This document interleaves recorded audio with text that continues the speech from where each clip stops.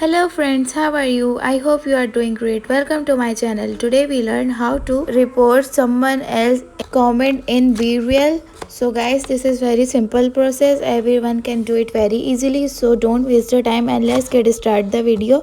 First we tap on Chrome browser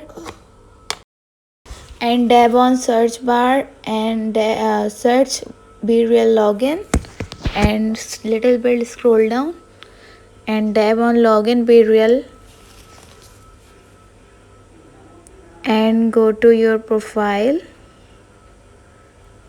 tap on my profile and little bit scroll down and you can see three dots of top corner right side and you can see the option of report and you can report the someone as your comment easily. And this is very simple process. You can see. I hope you like the video and this video is helpful for you.